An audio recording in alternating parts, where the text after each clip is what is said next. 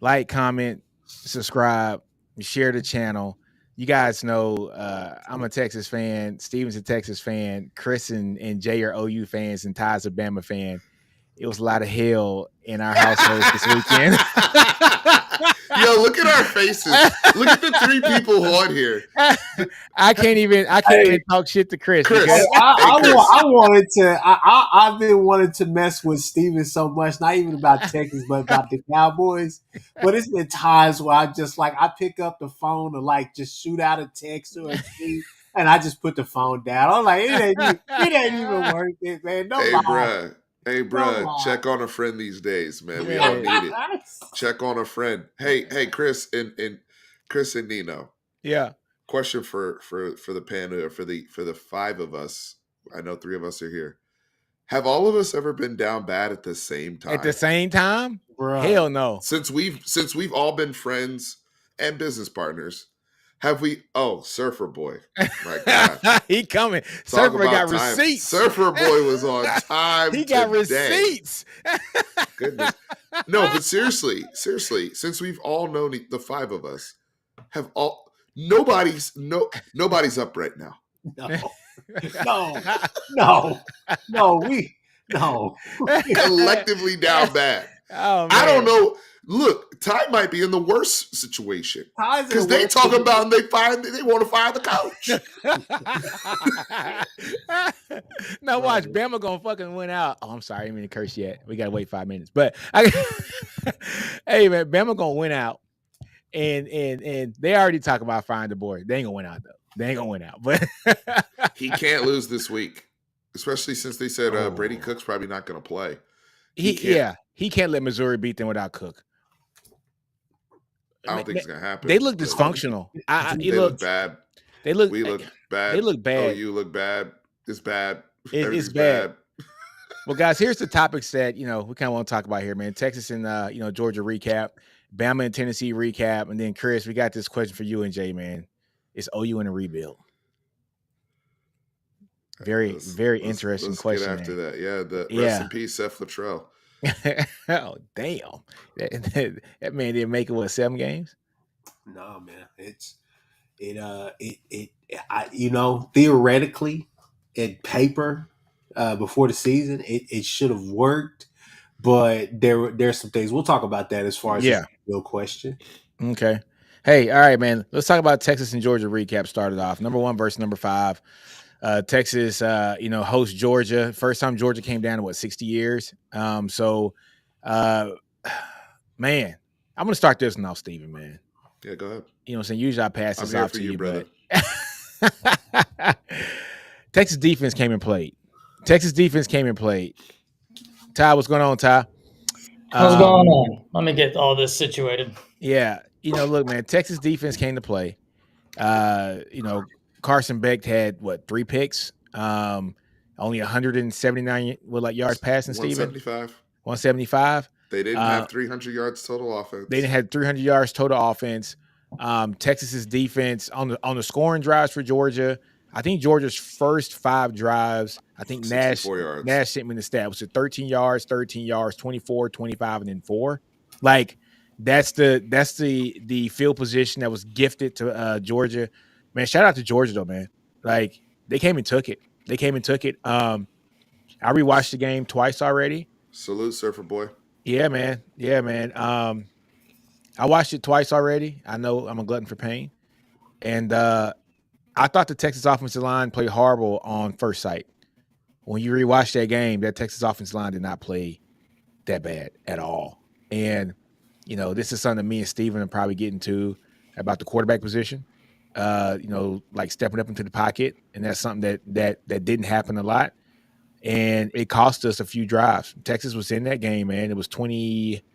23-15 at the beginning of the fourth quarter. And had a shot, man. And they had a shot. So, hey, shout out to Georgia, though, man. Surfer Boy, run a lap, man. Like around us.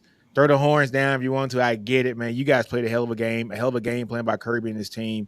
Defense was lights out, too, as well. Georgia's offense still has to get things clicking too. That's one thing that is still kind of mystifying to me. It's the offense, man. But I think UT beat themselves, but I think Georgia just came and took it too, man. Like all credit to Georgia, man. Hell of a game though, hell of an environment, and Texas made it the game at the end. But that one last touchdown kind of put it over the top, man. Steven, how about you, man? So I was there, man. Unbelievable atmosphere. I want to start there because I was talking about that just now on Bleacher Report at the end of my show tonight, and I'll remember that game for the rest of my life. I did watch Michael Williams as well as Jalen Walker's podcast on the Players Lounge this week, and they said the same thing. They said it was for various reasons why they will never forget that game, and they talked about Kirby Smart in that third quarter telling them to put their helmets on the sideline when the stuff started coming down from the field, and they said that for like 30 seconds they were like, we had no idea what the hell to do, and it was crazy, like how crazy it was. I felt that way as a fan, but the environment, I don't think I've ever, and I've been to DKR for some big games over the recent years. I don't think I've seen it like that. It was so electric pregame, 30 minutes before, the Georgia fans barking. I'd never been to a Georgia football game. Yeah. I know they bark like that, but that's freaking dope, dog. They talk, they bark nonstop like a pack of dogs for those who've never been around Georgia fans. And they talk their talk, but they also know ball, and I didn't have no issues or anything before, during, and after the game. In terms of the game itself, Nino, I agree with a lot of what you said. Georgia brought the fight. Kirby talked about intent. He talked about hunting and eating what you kill, and ultimately respect. And when those words resonate with a young football team. And I had Vashon and Chris on from the Unfiltered Longhorn Talk yesterday on my channel, and they talked about that Michael Jordan psychological element of disrespect and channeling that.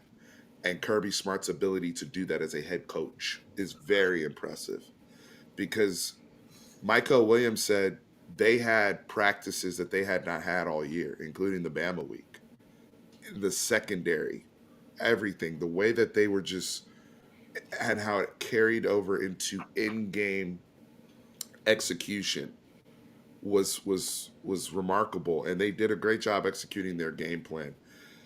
I thought Steve Sarkisian got out coached, but I didn't think he did a poor job coaching. Okay, there were several opportunities there that Quinn Ewers, when he was in there, he had a terrible football game. Arch Manning had opportunities when he got in there. He didn't pull the trigger yet. I mean, we're talking about butt, booty, naked, wide open people still. Dude, he had Cook, but they had to be on progressions. Yeah, right. Hey guys, we're playing Georgia this week. Guess what? First read's not going to be wide open. You're going to have to actually play football this week. And I think that place of uncomfort that Georgia got knocked to in the Bama game, that's what happened to us. I thought we fought in the third quarter. I wanted to see us come out. When you're down 23-0 at home, people are asking questions, man. When the quarterback's getting benched, people are asking questions. And so one of the things I said, and I texted to the group chat and all that, come out and run the football. Yeah. Come out. I don't care if we win or not. You need to reestablish your own self and your own physicality. And I thought Texas was able to do that in the second half. There's a lot of excuses about who's available, who's not. But toughness-wise, Texas needed to reestablish that. The defense did that all night. Yeah. But you know what? I'm happy with how they fought. But we have questions around this quarterback going into this weekend, going to Nashville. Who's going to show up, right? And now it's not just Texas fans asking those questions; it's the national media asking those questions. So, we shall see. But I want to hear from the non-Texas folks here in terms of their analysis on the game. Yeah, I got the all 22, and I think Steve, you said something 100% right. Sark got out coached, but I don't think Sark coached bad. Their defense had y'all in hell, actual hell. Mm-hmm. Quinn is great, and Jant said this. Coach Sean said this. Coach Al said this. Jant's played some college ball. Coach Sean played some college ball. Coach Al, One of his guys that he coached with is currently, I believe, the defensive coordinator with Boston College. Quinn is great pre-snap, but Georgia did something that Bama did to Carson Beck. You can be great pre-snap. How are you post-snap? Mm-hmm. He's not the greatest post-snap in reading, right? Like, Georgia showed you one thing, and then right as they Changed were the snapping, picture. changed it. And not only that, I do think Georgia did a great job in film. So whoever was leading these film sessions, like that one interception where they saw that guy cutting in, I know that CJ with On Texas Football was like, oh, well, Gunnar Helm has to stem it outside.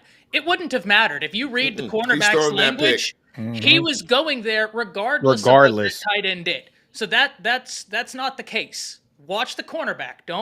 He was going there. Yeah, Texas's defense is great. I can't, like, I said in preseason that Andrew Makuba was going to be one of the biggest transfer portal additions in the entire year. He absolutely is. Texas is still a great team, right? Like, there's no doubt about that. But Killa, one thing I disagree with you on is you said Georgia didn't respect Bama. They have no choice. They're 1-9. They absolutely respect Bama, but riddle me this. What makes more sense, that they don't respect Bama, or if they drop another game, all of a sudden it gets near impossible to get to that SEC championship? Because guess who's undefeated in the SEC? LSU and A&M. A&M, those two. There we go. So you drop 2 SEC games? I don't think it's disrespect. I think it's desperation. And it's almost November. Yep. Yes, right? So, like, Texas still in great position. Georgia still in great position. LSU, A&M, great position.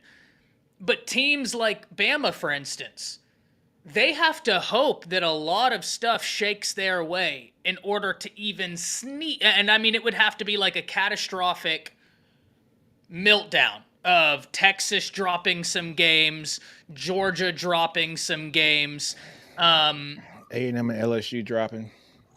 So yeah. So it's a lot. I don't know that it was Georgia not respecting Bama. I think it's that Georgia is in a totally different position now that they were in that game, to where their margin of error is not there. But Texas, I thought that, yeah, I mean, y'all's defense is so damn impressive, man. Just so damn impressive. Ty, can I add something to that about what Killa said in regards to Georgia versus Bama? You know what the difference was? Was Alabama in the first half? Georgia played with a similar – I thought Georgia played with a similar intensity defensively versus Bama. Well, we have an X factor in Milroe. Milroe, you cannot play that defense versus Milroe the way you can against Quinn. Yep. And Georgia was able to either Milroe, is either able to buy time for those secondary reads, or he was executing and hitting that stuff. Yep. We weren't executing that stuff. Milroe was playing at you can beat Georgia's defense, but you gotta execute at a high level. I said on another chat, you gotta play like CJ Stroud played in the bowl game a few years ago. Oh man. That's how you play lost, Georgia. But I mean, he was exceptional. He was exceptional. Where you just it's NFL type windows and it's NFL type timing. Quinn was not on that and platform. Arch is just young. Like Arch is young. Yeah, he hadn't seen none of that. Young. Yeah. And Georgia, listen, I had picked Texas to win by 7 to 10 points in this game. So I can't sit here and be like, oh, well, this is no, Georgia was highly impressive. I thought Texas's defense is who we thought they were. The only thing I can say is that from Texas's offensive perspective, y'all haven't faced a defense. Michigan's good. OU's good, but they're both outside the top, I believe, 50 defenses in the country. Georgia's 25th. But it's not even the rankings. It's what do you do? The way they play, it's tough. I mean, it's tough for anybody out there. Like you said it best, man. Milroe had the best game of his career against Georgia, which is also one of the reasons, guys, I have a bone to pick with PFF. Right? Like, I think that PFF is just awful. Because after that game, PFF college is it's terrible. Let me tell you why. Yeah. that was the week that y'all played Mississippi State. Arch was unbelievable that game. But Arch had a higher grade than Jalen Milroe. And the reason why is they said that the 6 carries he had for 30 yards against Mississippi State was a higher rush grade than Jalen Milroe rushing for 120 yards against Georgia. And that's where I was like, this is peak unserious behavior. But dude, yeah, I still think if you're Texas, you're flying high. Yeah, we're good. Great fight in the second half. There's not many defenses that do what they do. So I still think y'all are in the driver's You don't have a seat. concern about Quinn moving forward? Quinn's not I going to do. see the defense like that again. I do. I do. But he didn't play well in the OU game. Nope. Well, here's the thing. Here's my advice to you going into Vandy. Don't get down. Because that option-based offense of Vandy, it is unbelievably difficult to come back on because of the way they operate. But y'all's defense is fantastic, right? Offensively, I'm not saying that it's all in la land, but this has always kind of been my critique of Quinn. And I said this last year, and I know it angered a lot of Texas fans, and I'm not trying to say I was right, but I said he wouldn't go to the draft last year. Y'all called me an idiot. Right now I'm about to bat 2 for 2. He's a part-time employee. You Who, don't Quinn? know. Yeah, you Yeah, don't know yeah. who you're going to get. He is a part-time employee. Yeah. You- So I said that on this channel last year. Yeah. I got called an idiot, but like I have no bias in this. I want Quinn to succeed, but damn it, that's what it is. Yeah. Yeah. But y'all are gonna be fine. I'm not worried. Like I know y'all might be a little bit worried. It's Sark. Y'all are No. gonna bounce back. I'm not worried. Not worried at all for y'all. My thing is, when is Quinn going to, I guess, trust the coaching that he's getting? Right? It's either you get, like either you have it or you don't. There's some plays there that he missed where he was either too afraid to step into the pocket and take that hit, or he just doesn't want to do it. It is, I would want to say it's the first because he probably doesn't want to get re-injured. I'm hoping it's that he doesn't want to do it. But we can't be talking about the same thing for a starting quarterback in year 3. You know what I'm saying? And so that's the biggest problem. And then, what Ty was saying about the part-time thing, right? He's totally true. I mean, Quinn hasn't been healthy for a complete season since his sophomore year in high school. If you want to keep it real.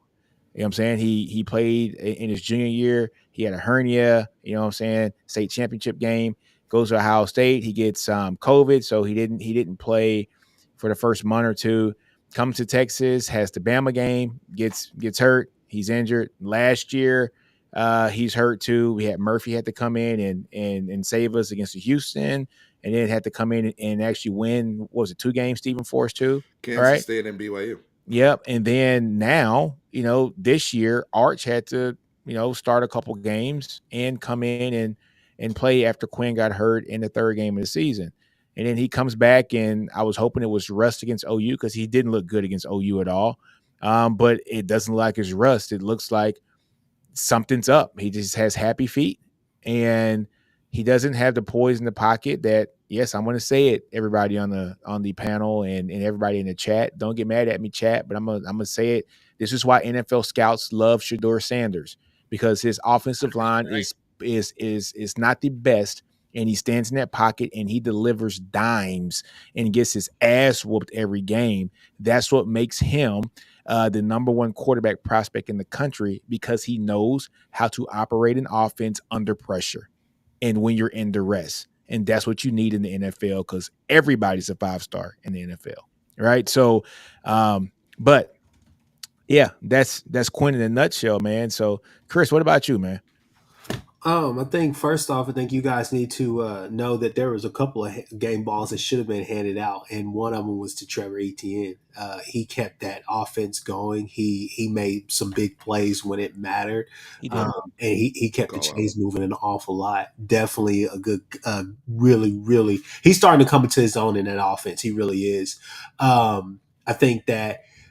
We can all on this panel, we can all say this and say it loudly. I think Ty will back me up on this. Hopefully he does. Carson Beck is not a day 1 pick. He's not a first round guy. I'm sorry. He has 10 picks so far this year. Yeah, 10, right? he's shown that an awful lot this season. That You team, switch up the look post snap, and Yeah. it's done so. well, Or not, Like- eight picks. not only that, but it's just one of those things where I go back to what I said a while ago, pissing people off and people saying I was crazy before the season started. This offense is different. You don't lose Brock Bowers, Lad McConkey, continuity pieces, tremendous pieces, guys who are getting snaps, legitimate snaps in the NFL. Chris, they're the number one targets on their teams in the Exactly. NFL. Exactly. Both Yeah. of them. Yeah, So, which is crazy. I was not thinking Lad would be that, but you don't lose that and then automatically go. We all know that they have speed. We all know that they have guys. I wish Evans was at OU. The same thing he's doing at Georgia, he'd be doing here because it's what's the difference, right? Delp, I know you guys told me that he was really good, this and that. He's not Brock Bowers. There are certain pieces of this offense that are missing. They're still trying to come into their own. I know those guys are talented, but that's kind of what you have to do. But what he's seeing post snap, I don't know. On the other side of the ball, looking at Quinn Ewers, it's one of those things where I when I saw Arch go into the game, I said, "Is Sark?" Sark is doing one thing. I will say this right here, and this is what I commend him on. It's kind of a love and hate thing, I think, for Texas fans. Bear with me. It seems like you remember a couple of years ago when y'all were kind of going through the motions, and it just seemed like in the second half or whenever he got out of his script, like his base script, like things were First year, I think it was his first year. The it second would half be was kind of wonky, terrible. right? Yeah, But he's trying to fix that. He's trying Second to half. address that, right? Mhm. And it seemed like that's what the move was more in hindsight, opposed to, oh, I think Sark is desperate, me just being a hater, right? I'm like, no, I think Sark is trying to give Quinn a breather, bring him back in, but also trying to see, do I have a spark? Do I have some juice here with Archie, right? But and I was like, okay, I understand that. I respect that. I just felt like at some point your defense was putting you in prime position, but when you couldn't move the ball, seeing what Georgia was doing defensively and all the rest of this stuff. Ty, if you don't want to piss him off, I'll piss him off because I've said this about Quinn 1,000 times before. Quinn is in his third year, people. He's in his third year. It's time for him in games like this, in games like the Washington game last year. He has a great command of this offense. As much as I hate on Quinn, Quinn is a very talented quarterback. He needs to elevate this team sometimes at some points, put the team on his back and say, hey, I got us. He's got to do that for Texas to go to where they want to go. He hasn't done that yet. Not necessarily in this season. I haven't seen it. I know he's been out, whatever the case may be, kind of going through things or whatever, but it just feels like it's same old, same old. So when is he going to actually say, hey, I'm gonna put the team on my back and go here? Because we've seen it in some games. We've seen it in key places. The way he played against Michigan, that was brilliant ball. That was like Joe Burrow S type ball. If you watch the way he's That moving was in the pocket, unbelievable. it was football. his pocket presence was amazing that game. But you go to this Georgia game and you're just like, hey, bro, like something's got to give. So It at the didn't end look of like the same football player. yeah, you guys had the weapons, you had the opportunities. Momentum was lost. You got down 23-0. All the rest of that stuff happened. It just went downhill. And but they fought back Georgia- though. 23-15. They y'all had a fought shot. back. Y'all fought back, but I will say that Georgia defense early on, especially that first half, they smelled blood and they jumped into what They they did. jumped after. Didn't Texas have 38 yards in the first half? Yeah, it was We had 2 stupid yards like that. rushing. Yeah, And- 30. yeah. Yeah, That's because an of all the- unbelievable defense. But I mean, it's one loss. It's something that Sark can literally go back into your locker room and say, "Hey, reset. It is what it is now. We trying to win, right? Y'all are 6 good. 5-1, 6-1, whatever you guys are. Like it is what it is. Let's go win. Let's go do what we need to do. Let's get back to what we need to do. But at times, I will say, I do feel like there was a time or two where Sark was just a little bit too cute for my liking. I was like, nah, Sark, you can run the ball. You can run. You can do just like Yeah. you can be physical. Don't let them out physical you. Don't let They can be a bully. And I Yeah. felt like that at certain times. I was like, don't get cute with the play calling. Stick with what you're doing. And I really wish I know that's not. I know Sark's offense is friendly. It can do a lot of different things, but I wish there would have been like a true focus on not necessarily trying to win with the big plays here and there or often or whatnot. Just a true focus on let's just move the ball and open this defense up because you can do that against Georgia. Because if you move the ball against them and you can show them, hey, we can run intermediary routes all day and we can run the ball, that defense is going to start to relax a little bit up front and say, okay, we need to figure out what we're doing right here in the secondary and go from there. Because that's kind of, to me, that's where you're attacking them. But I just felt like at times the play calling got a little bit too cute. But, I mean, it's one game. Chris, real quick, what you're describing is what people's frustration was with the NFL at the beginning of this season. Because Georgia's sitting in too high, they're playing man underneath, and what you're describing is how to beat that defense. Is basically being patient, taking what they give you, and staying balanced and running the football, right? And moving the football.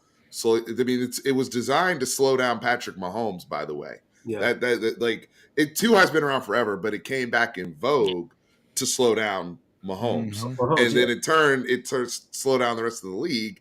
And what has Kansas City had to start doing? Turning around and handing the ball off, right? To move the ball. There's nothing wrong with working the field. And Sark didn't want to do it until the third quarter.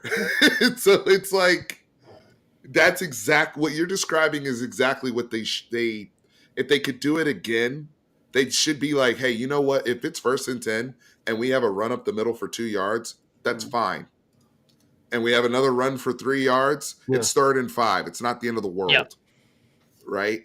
But we got because Kirby and them were hunting for those negatives. Yeah. They were hunting for -6, -7 to get you into 2nd and forever, 3rd and forever.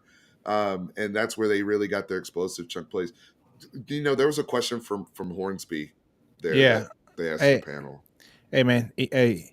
Great post here by H. Posto. He says Sark needs to be more 50-50 or 40-60 pass run, balanced in the first half. And that's a really good, comment because I just went back and looked. We had 34 plays on offense, for Texas here in the first half. Folks, I'm counting from my stats here 9 or 10 runs out of those 34 in the first half. And you want to know where that makes it even more of a downside for Sark? What's his offense based off of? Play action. Yep. And you can't play action on it. If you don't show them I'm going to run the football, they're not going to bite on play action. They're going to pin their ears back and just go. They bypassed it every time, Ty. Yeah, you that's they didn't respect it. They didn't respect it. Can I jump in here real quick? There's one thing I want to point out about like the Georgia defense. This is where I thought that you guys may have a lot of success running. I was like, it could go either way. I was like, either they're going to be dominant on defense or Texas is going to be able to move some people and be able to run kind of towards the edges. And the reason why I'm saying that is because sometimes, like when you watch that Georgia defense, like especially the jackbackers or whenever they're bringing their edges, they line up so damn wide. And so I thought, okay, Banks. Yeah, you got lanes. I'm like, hey, they can push them out. That's going to give somebody like Blue, who is not a dancer, who is not an East-West guy. He's a North-South guy. He hits the hole. He's going. I was like, that could cause some problems. Chris, guess what? Guess how many? Chris, this is a question for Chris. How many carries did Blue have in the game? To your point. Yeah, come on. I'm not even thinking. No. He had 0. He had absolutely 0 carries. No, because what you said is correct. Yeah. And our counter to that was he gets no carries. He only had catches. Well, listen. And he was explosive in the catching. He was explosive in the receiving game, but y'all's frustration is justified. Against Bama was killing Georgia getting to the edge in the first half. Georgia, unbelievable adjustments defensively in the second half. They said, you know what? We're not going to let you get the edge anymore. Bama didn't run it up the middle. Yeah. And when they did run it up the middle, there were 2 first downs that they didn't convert where Justice Haynes had the first down and then just stops and tries to jump cut backwards when he could have just taken an angle and gotten it. 4th down. Then Jam Miller, same thing. Clear first down, and he tries to bust the edge, and Georgia was waiting. They're waiting for him. that was the same thing that happened in the second half versus Bama. Now they did things to adjust for Bama that were unbelievable. But this is the thing, guys. This is why preseason, whenever we were talking about Alabama, they were like, we talk about this on my show, and shout out to Jake. His game that Alabama couldn't lose was Georgia. And my point against it was like, if there's a game on the schedule I'm most comfortable losing, it's to Kirby Smart in Georgia, right? Like, the guy is unbelievable. He is such a good coach. So for Texas, and I know it's kind of a roundabout thing, but, Steve, you asked, is there a concern moving forward? I think that you kind of realize, in a way, this was a great look in the mirror, right? And being like, oh, this is the glaring thing we need to do. Mm-hmm. But would you rather look in the mirror and see one blemish or 100 blemishes? And if I'm Texas, I'm looking in that mirror and I see one blemish, and I take that. Hey, you know what though? What's crazy about this is these teams are damn near mirror images of themselves, to be honest with you. Very much so. Inconsistent quarterback play, great defense. The difference in the game was Georgia was able to run the ball. But look here, Dan has a great comment here. He says Sark wants to throw deep balls, and I wanted to bring up a comment that Steven wanted to talk about. Where's that start comment I had from Hornsby? Hold on. Let me see. It was a question for the panel. And this is why I've always been so excited.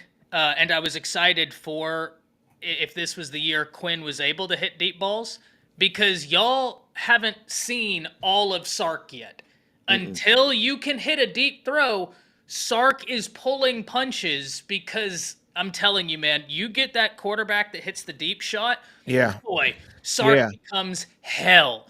Which is what brings us to this next question, because we know what Arch does very well in this offense is throw the deep ball. So Josh Hornsby has a question here for the panel. If we see Georgia again, do you think Arch offers us a better opportunity to win because of his mobility? That's a check mark, because he can run the ball, and he does have the best deep ball, also on the team. He said that we saw that Milrose helped Bama, and it's about matchups this year. Steven, what do you think about that one? So my counter to this is with Arch. If it was Arch in year 3, absolutely. But because he is not, one of the things you saw in the game, Arch actually missed some reads, right? Like, he had a deep one. He tried to go deep to, I think, Golden or Bonner.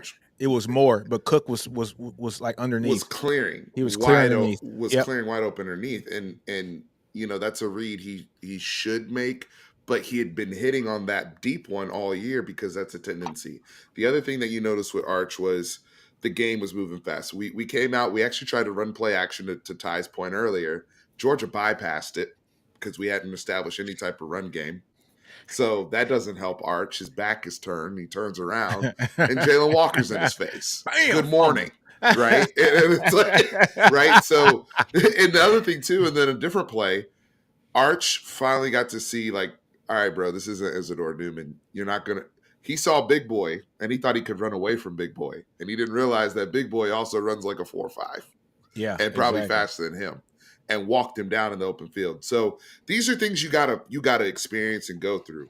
As much as Arch has played this year, Arch has not played that. Nope. Okay. Nope. Let me play devil's advocate. Okay, all my student fans, don't hate me for this, but I think that you could find some success with Arch.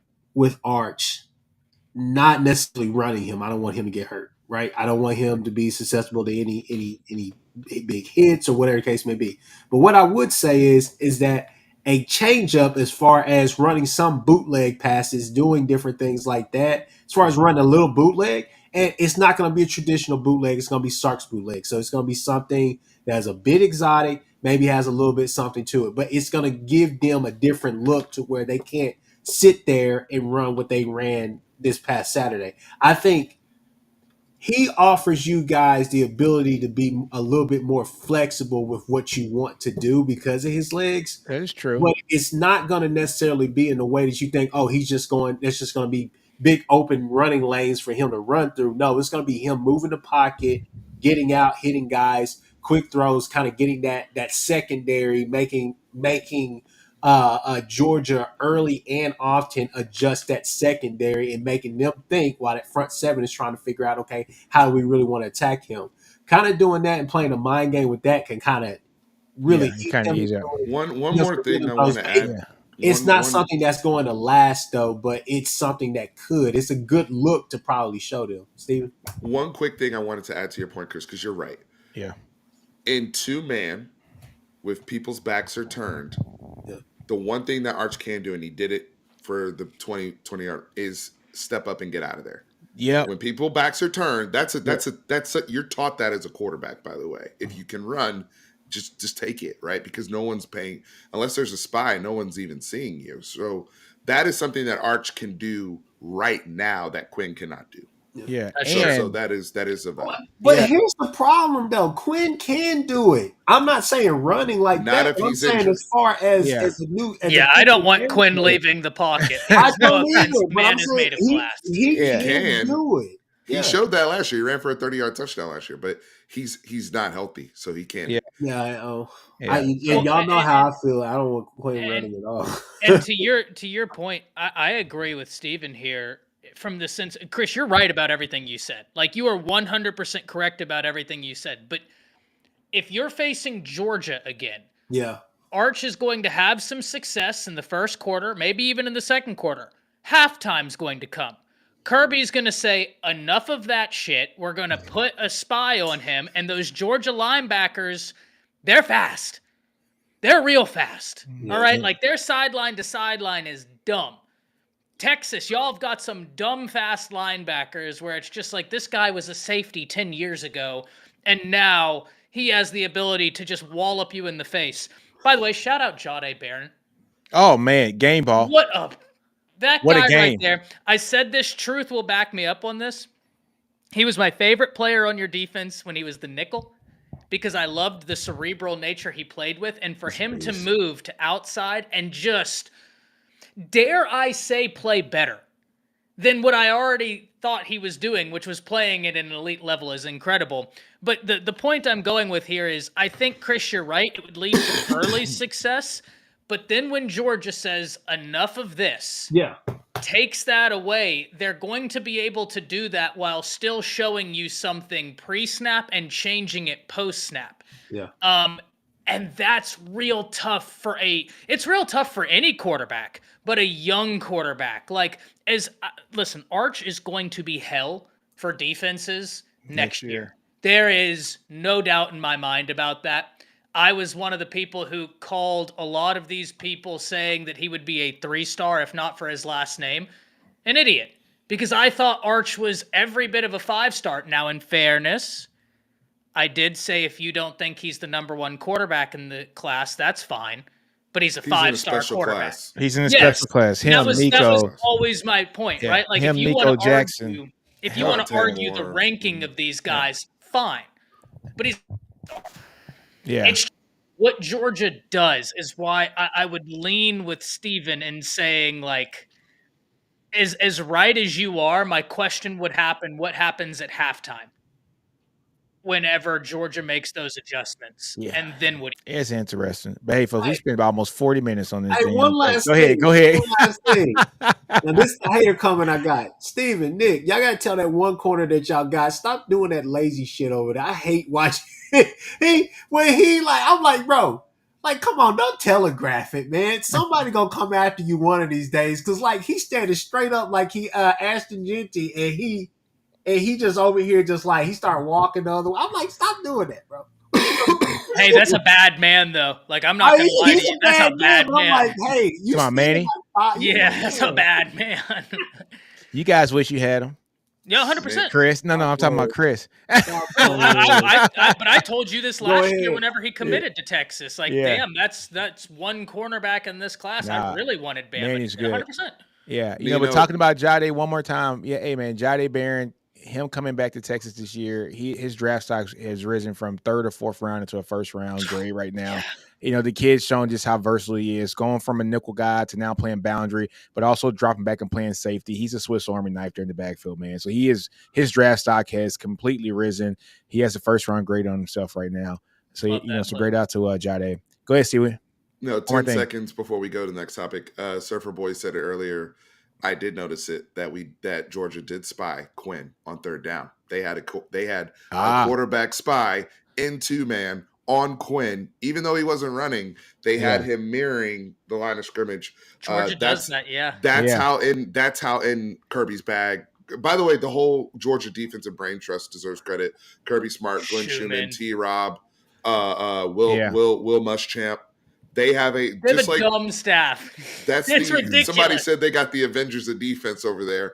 They do. They showed out. Okay, they do. When they threw that spy out there, that was some next level ish. Yeah. So hey, hold on. So this is the last thing. Did Kirby uncover the blueprint to beat Sark in the Texas scheme? No. Nope. But he's a great coach. Can great coaches be great one day? And can other great coaches not be as great as the other coach? Somebody got to win the game. Somebody got to lose the game. It is what it is. And if I may, when I say they have a dumb staff, I don't mean like a stupid staff. I mean like it's they got dumb stupid that good. they have assembled that amount of talent. If people didn't get that in 2024, Ty, that's on them. I know. You never know. Yeah. Somebody might clip that, Hunter. Yeah. Two, I agree with you, Nino. Kirby and Saban are the same in the sense of this is what we're going to do, and until you get us out of this, we're sticking with it. That's why Bama had success for an entire quarter. Boom. Hey. Then they adjusted. Kirby and Saban, man, they are going to do what they are going to do and prove to them you can't do this, right? Yeah. I mean, look at how Texas picked apart Bama when Quinn was able to hit the deep shot. Saban didn't adjust to it because he's like, no, this is what I do. You got to take me out of it. I wish you would have done, but that's neither here nor there. Like that's the full Sark offense. Whenever you hit those deep shots, it's beautiful when we get a quarterback who can. Nino, it's like watching Picasso paint. Go ahead. Can I say what I said up top? Now that Jay and Ty are here, go ahead. What's up, Jay? We're gonna do OU next, by the way, because of schedule conflicts and whatnot, and some people have some shows after this. But I said up top, I don't think since the five of us have been friends and business partners that we've all been down bad collectively at the same time. On the same week. Nobody here. We got all here.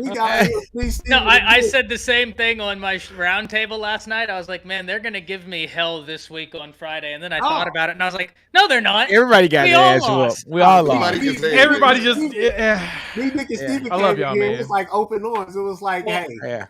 Listen, I don't have my laptop charger, so if we want to do 5 minutes, I can give you just a 5-minute synopsis on what's going wrong at Bama, and then we can go to OU. All right, cool. So 5 minutes by Ty, and then OU, because we got a lot to talk about with all the shit that's going on over there. Yeah. This loss hurt to me more than the Vandy loss, and I know that sounds weird, but in Vandy, Bama was down, right? And against that option offense, we had a guy come on the channel, Connor, creating a YouTube channel. He's going to be fantastic. He was talking about that offense in particular is able to absolutely close the gap on talent discrepancies. You look at the Mountain West, the number 1 recruiting class has the first amount of wins. The number 2 recruiting class over the past 10 years has the number 2 amount of wins. The last ranked recruiting class in that conference has the 3rd most wins over a 10-year period because that's the offense they run. They absolutely just abolish the talent gap with that offense. Bama got down early. Against Tennessee, Bama had 3 takeaways. They had completely shut down the run game. And that's crazy. As much as I love Milroe, guys, he had the worst game of his college career. Like, I don't know if y'all got to watch Bama, Tennessee. If you thought Bama, Texas was bad, oh boy.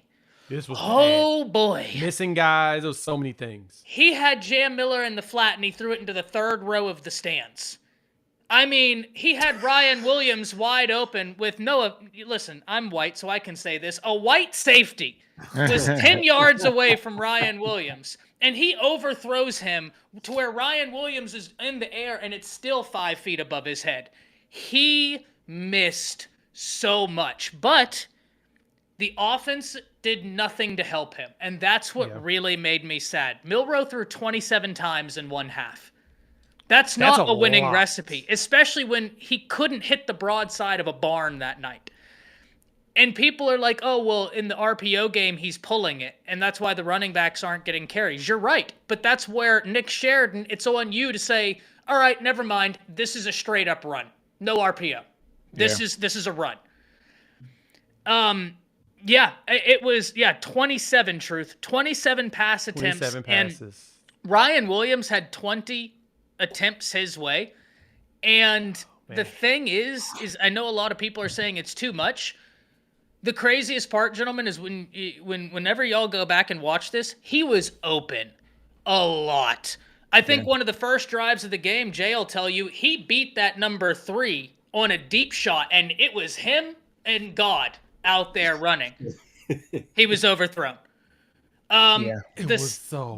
It was unbelievable. Bama, then you had the picks. You had the pick in the end zone, Ryan Williams 1-on-1, and they choose to throw a fade in the end zone to a 6-foot wide receiver. Granted, guys, I love Ryan Williams. I genuinely think he's one of the best players in college football. You have a 6'5" wide receiver on the other side of the formation, and the safety is over on the other side. 1-on-1 against a 5'10" wide receiver, and you do the other side. Right now, there's some stuff going on in the background of Alabama. I'm not going to expand upon it a lot, but for those saying DeBoer has lost control, you're wrong. There's a reason Saban retired. And the more I have found out, the more there are things in play right now. And Bama's not the only team experiencing this. Nope. You just look at the state of college football.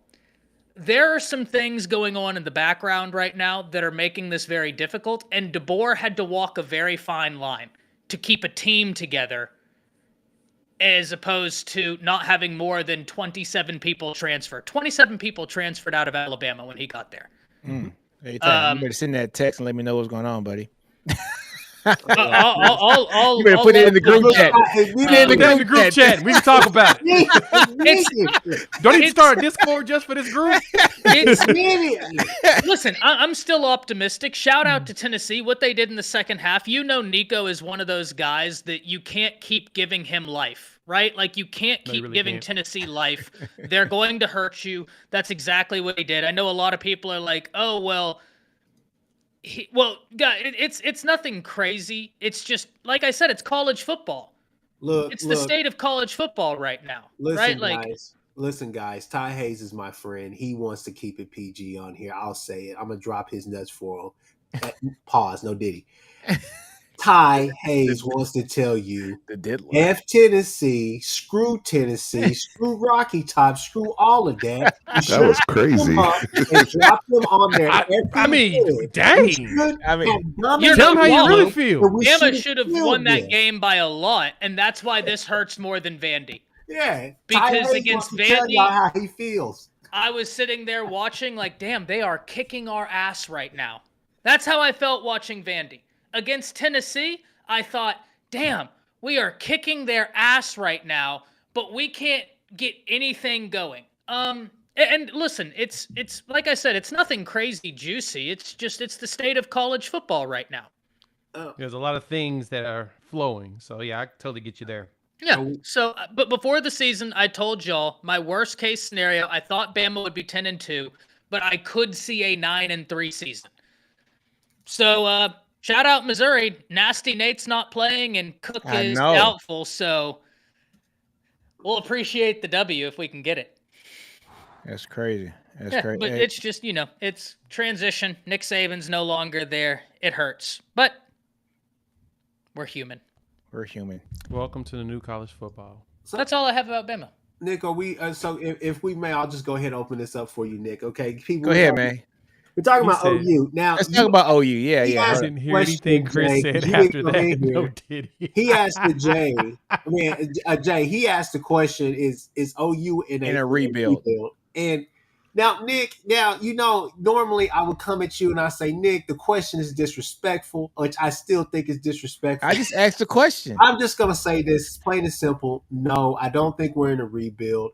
I do think that if you look at some, and this is me. I'm trying to be mature. I'm trying to be What real. does a rebuild real mean big. in college football? I want to make sure we're speaking the same language. Well, I let's don't That's hear. know. fair. That's what I'm trying to say. No, What does that's that mean? 100% a fair question. Okay, so how about this? If you're in year 3 of your head coaching gig and you're going 5-7, something's went completely off the rails. You don't have an offensive line, which is what your team's known for. You mismanaged the quarterback position. You had a prime time quarterback that came from the portal who is now the quarterback of the top team in the country. Like, those are decisions that cause rebuilds. Trust me, I know, because my Texas team has done this quite a bit over the Now, last decade. mismanaged is a stretch, and I think Jay Well, no, can but back here's- me up here's- on that. Yeah, mismanaged is a stretch. Here, no, I have a question as well, and I don't know the answer to this. Why is Tawee Walker not on roster? DeMarco Murray. Okay, so I then have to back up Nino. I think that OU has mismanaged the roster because I know that people have said about Venables, oh, well, it's not that he ran Gabriel off. That's not what I'm saying. I pulled up the quote from him December 13th, 2023, where he was saying, well, we didn't really expect Gabriel to come back this year. So it's not like he committed to him. Well, so on that portion of it, and Brent Venables mentioned it, he didn't know that Dylan Gabriel was going to come back to college football. Their conversation at the beginning of the year was he was Hold going on. pro. Where was he gonna go? Pro. That was the plan. No, hold At on. the point where he figured that no. out, then you're Where was he gonna go after last year? Pro. That Like was I like said, the plan. Stop. Where was he gonna go after last year? It wasn't Pro. pro. That was That that was the conversation. Then Again. But then how did Dan Lanning have the insight to know this? Again. Let me give you the whole quote. Go ahead, Jay. Dylan Gabriel after last year. plan from the beginning of last season was going pro. At the end of the season, when he met with Brent Venables for the exit interviews, he was like, hey, I think I want to move closer to home for my last year. I'm assuming that he didn't get the grade he wanted. Hell yeah, he didn't get the grade he wanted. No shit, Nino. That's the point, Yeah, right? I mean, It's- I but just so can't believe how he's he going pro. decided that he wanted to be closer to home, which he's from Hawaii. Let me stop. I'm sorry, y'all. We're just talking about mismanagement. That's what you say. You said No. I'm telling you what was told. I'm talking Venables about- has been asked this a few times. He answered. He's like, we did not know that him coming back was an option. I'm I talking. heard Why Mackey- wouldn't you I heard pursue it? Mackey say that his mom was the one that told Venables that he was leaving for the portal. So Nino and Ty, it sounds like he wasn't coming back no matter what, is what they're trying to say. That's kind of the point. Like nobody wants to hear that. I'm saying like I think He once wasn't- Levy he- left, yeah. in his mind was, nah, I think I'm ready to go ahead and ride. I didn't want to hold back. And as True said, and this was Dylan Gabriel said out of his mouth, he didn't want to hold back Jackson. He was ready to go ahead and move on, get closer to home, which he's from Hawaii. Noted, Oregon is a lot closer. In a flight, he went closer to home. That was his plan. I'll be honest, based upon the way Brent responded, he would have liked to have had Dylan another year, just to have another veteran presence. Yeah, he but he would've didn't had know a that was third-year an quarterback. option. Yeah. How is Oregon closer to? I mean, you still gotta go over the ocean. A flight from Dallas to Hawaii is 5 Come on, hours man. from Think about Dallas. that From area up there, Oregon, it's probably 3. Utah, It's Oregon, not- Cali. Come on, man. There's a lot of Polynesian wine, whatever you want to say. I'm just It's saying, wild. whenever we look Just at say the you want to be around totality people that like you. it's not Don't great. say you want. Yeah, regardless though, to the point though, OU's not in a rebuild. The defense is perfectly fine. A lot of the things that you see, especially statistically, as you like to go off of, you could say, hey, that's really indicative of this offense of what's going on right now. They're put in some really bad situations, having to account for that. A lot of different things that you didn't see go right this year. On paper, theoretically speaking, thought that Seth Luttrell would work out. It did not work out. Last week, and Ty, just to piggyback off of what you said, that loss hurt more than the Tennessee loss and the Texas loss, simply because at one point in that game, I felt like offensively we gave up. And that was simply when Luttrell started running slants. I said, Oh my God. Why am I saying that, people? Because Latrell's offenses don't run slants. They're not characteristically built on slants. They don't have slant routes in them. Broke that down with the guys from the championship standard this week before the season started, and I was like, "Are we going to see a lot of slants? We're going to see these jet sweeps, different things like that, poking fun at Levy, which was crazy." And you're just sitting there thinking in that game, and like we're basically at a point now with Latrell where we're just trying to figure out different ways to move the ball 2 or 3 yards. We can't do it running the ball most of the time. We can't do it this other way. You still got to think as far as this rebuild, and we're jumping on that. There are a lot of injuries going on right now. No, 100%. Receivers are out. Offensive line has been hurt. We got guys really honestly playing out of position. I feel like, hey, maybe if Caden Green is here, that helps a little bit on the left side of the ball. He's benched up there at Missouri. It's just been a lot of different Which is kind of things. wild to me that he got benched at Missouri. I did not expect that. I also- that was not on my bingo card. I had a comment on one of my last videos that I did, and I was like, man, that is a crazy comment. And think about that.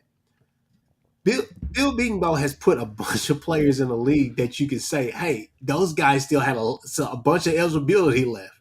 And so some of these other guys, Savion Byrd, some of the transfers, guys like that, it's just been a rough patch with development of just a tad bit. I guess I can say that. And the offensive line, for whatever it's worth, the classes that we've had in the past have now really come down and affected us. But as far as being a rebuild, no, I don't think that if you go and hire the right OC, yes, that's going to fix some things. It's not going to fix everything overnight because there's a lot of work that you got to do with those 2 young quarterbacks, or possibly going and getting you a portal quarterback. There's a lot of work that needs to be done offensively, but there are some quick fixes. And next year, if you're getting Gibson, Andrell Anthony back healthy, you're getting Nick Anderson back healthy, Burks, guys like that. If you're getting those guys back with these young guys who have gotten time, the Kearneys of the world, Raggins, if you're getting those guys back, yeah. Now the Tawee thing, you could say that was mishandled a bit. But we feel like we have better backs. But, man, there's a lot of stuff that's going on, like Ty said, behind the scenes and all the rest of that stuff. I'm hearing it from everywhere. But it's one of those things where OU is not in a rebuild. But right now, I will say it is fucking terrible on the offensive side of the ball. And I don't know necessarily where you go or how you fix it this year because Joe Judge, I lost all faith. Like I said, when I saw those, I'll let Jay go. When I saw them run those slant routes, I said, oh my freaking God, he's giving up because he doesn't run slants. I was like, what is I made the right choice. And when I saw Oklahoma from an offensive play caller perspective put a tight end who can't block, I'm sorry, Sharp can't block. I said this after y'all's spring game. No, he can't. He can't. And y'all said, you know what's genius? Let's put him on one of the best edge rushers in the SEC against a freshman quarterback back there. That's when I was like, Seth Littrell has to go now because doctors get fined and sued for malpractice for less than this. So y'all made the right choice. You're not wrong. You're not y'all wrong there made the at right all. choice. I have more faith now moving forward in y'all. It's hilarious. Gabe Eicher literally said on the preview of South Carolina, this was his quote: "Do not put a tight end on Kyle Kennard. Do not let a running back or a tight end block Dylan Stewart. No. It will not go well." That's literally how he said it on his breakdown of it. And so to me, Nino, to your question, are we in a rebuild? No. We're not on a rebuild for the entire team. We do need to rebuild the offense now. That's fair. And the reason we have to rebuild the offense is I don't think the players are bad. I think we lost a dramatic amount of confidence because of the malpractice that we had in the situation. I think the hope was continuity from playbook to the next year. Now, granted, as mentioned, when you lose your top 5 wide receivers, shit kind of changes. You kind of got to figure out how to shift it. That's true. That hurt, right? That hurt. Burks was able to try to pick up some slack, but at a certain point, if everybody can, they started bracketing Deion Burks as the season was going on. That Tennessee game, they started bracketing dude. They knew, stop him. You ain't got to worry about nothing because all the dudes are too young to try to figure it out. Or they just coming off injuries and they're still trying to figure out their lives. Then when you go through 4 centers in 3 games, Yeah. That's ridiculous. that literally kills you. Jay. And so for us, if we would have had, if we would have came into this season, because this was my outlook coming into the year, the wide receivers was going to make up for all the issues that the quarterback was going to have because the quarterbacks are young. Mm-hmm. They were going to make up for just about anything because they know how to get open. They know how to make space, play in zones, all of that. But then you lose 4 of them. And it's like, shit. Well, now the quarterback's going to have to grow up. Then the linemen go out. I'm like, well, if you want to be honest, he about to get toasted. And as Chris mentioned, a lot of dudes have to play out of position because we're hurt. So next year, unfortunately, we have to hope that people are healthy and we portal some dudes in to go along with all the young guys we've got coming in. Jay. Because I don't want to play a whole bunch of young dudes next season at all. Here's I'm what terrified of that now. I've got PTSD. here's what hurts the most, and this is where we're at least me as an OU fan. This is what sucks the most about our offense under Seth Luttrell. It's the fact that Kearney, Raggins, guys like that are guys, right? Kerry Carrion, they're guys, right? It's the fact that 3 things, and the last one is what really hurt me. The first is the fact that you come out there every game and you just truly have no identity. Every game is just a different game plan. Second off, it does feel like the only identity that we can say that you have is the fact that you're marrying your concepts with Levy's concepts. When your concepts down there in North Texas were north-south, get down the field, very aggressive, inside run game, strong with that, and we get guys to run through the trash and get open, get out in the open, goes try to score a touchdown. That was your offense. It was very basic and it was very straight to the point. So the third thing that hurts the most at watching this offense is the fact that even at the very core concepts of football, you can't even run that. You can't even run simple offense just to move the ball up the field. The Texas game plan, I sat there and I said, what the hell are we running? When I saw them come out and they ran a sprint draw run, I said, oh my God. Well, Brent, if you want to do that, just go tell Tony Elliott just to send us their tape because that's what Clemson did a whole time. And we're not Clemson. We're not that. Yeah, I'm like, why are you running your quarterback out of the damn play? Why are you doing all these sprint draw runs and this and that? I'm like, if I want to watch triple option, I'll just go to Audubon. That's all they do. They don't pass the ball. Like, what are we doing? Like, it just got to the point where it just felt like we can't even run a simple offense. Not this complicated stuff, not RPO, not none of that. We can't even just run a base offense, a basic install, just to move the ball. Like you're playing a true freshman who needs all the help in the world. And on top of that, I sat there with Texas fans. I sat there with OU fans all around me, and everybody said the same thing. It wasn't, oh my God, OU's getting killed. It was this. Man, y'all got to throw the ball down the damn field. Like, what are y'all doing? But like I said, this is my problem with it. This is one last thing. This offense can be described as an East Coast, West Coast rap beef because it's nothing up north, it's nothing up south. It's side to side. It's side to side. It ain't shit that's happening up north. I'm like, bro, just throw the damn ball down the field. You got to make them respect you. And if you don't make them respect you, why are you... I'm like, man, I was like, Texas might as well play Taft the whole game. I was like, just so he can increase his stock. Because I was like, ain't nobody else I have a question after you do, Nino. Go ahead. So this is my only question, and I'm not beating up on you guys, Chris, but this is BB's 3rd year, right? Yeah. 2 out of the 3 years he's had. BB? Yeah. Beatonbow? No. Talking V. about Venables. BV. Oh, BV. They said BB. My bad. That's why. This is 2 out of the 3 years where he's had a problem in the quarterback room. The first year when Texas won the game, you had to go to who was it? Booty. Bevel. No, I'm sorry, Bevel had him. to play Right. because Booty couldn't play that game. There you either. go. And then this year in year 3, so year 1 is I can give it. That's fine with year 1, right? But now having the same thing in year 3 is, the only depth you have behind Jackson is a true freshman. Well, I shouldn't say the only. You got Casey Thompson over there, but I mean, does he have a knee?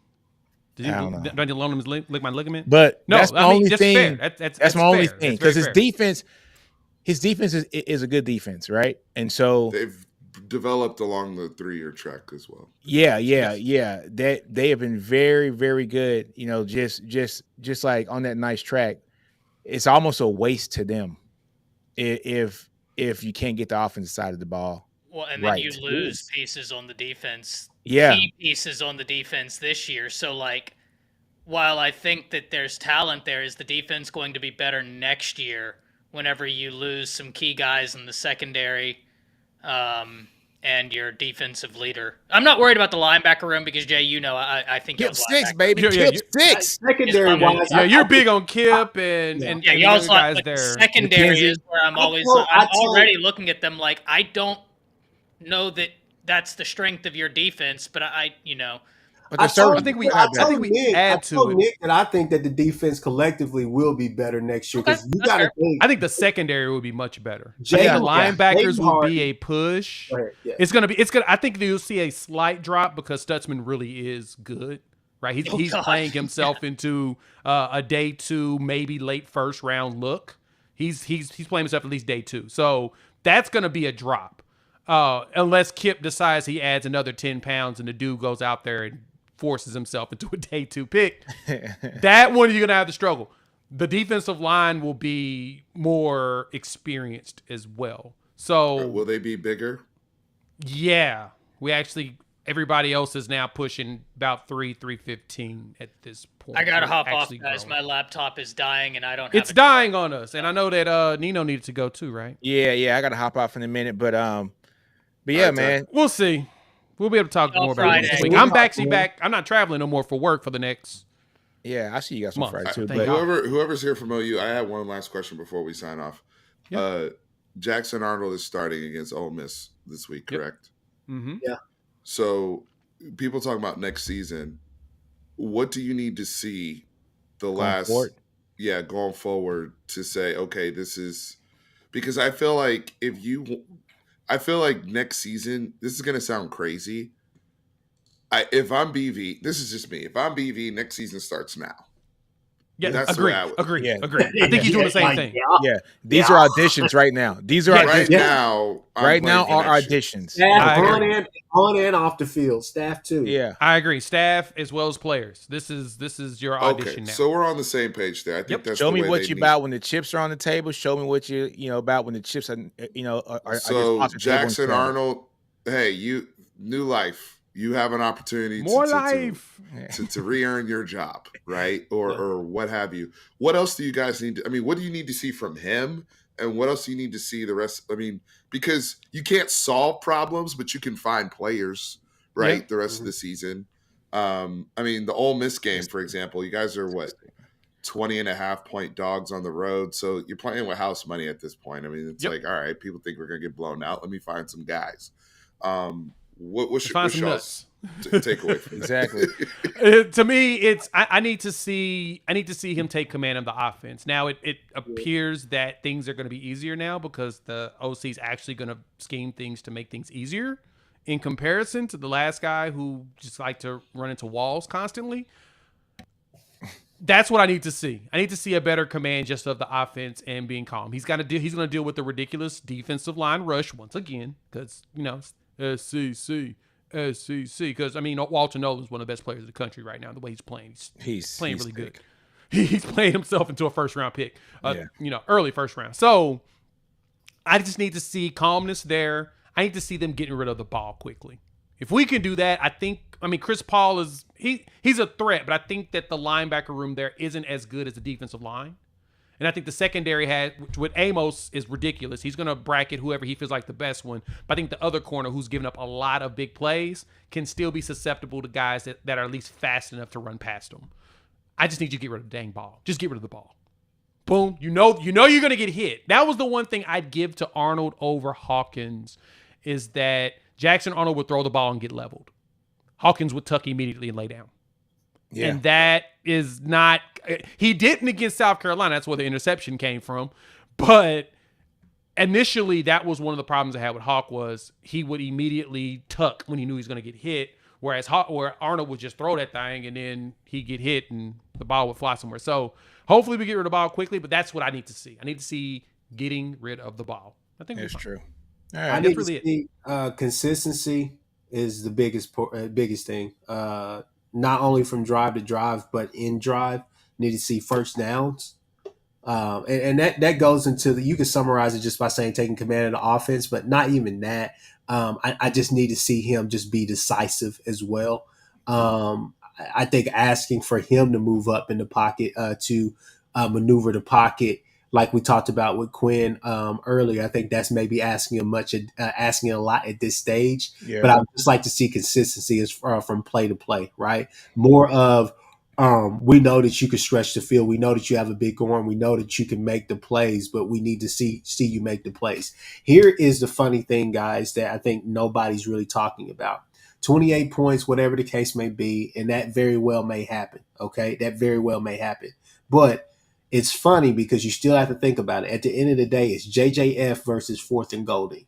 Because at times, right now, this is the perfect storm, right? You could say BV and Kiffin, you could say they kind of just X each other out. That's going to be a great little chess match in itself to see who breaks first, whatever the case may be, right?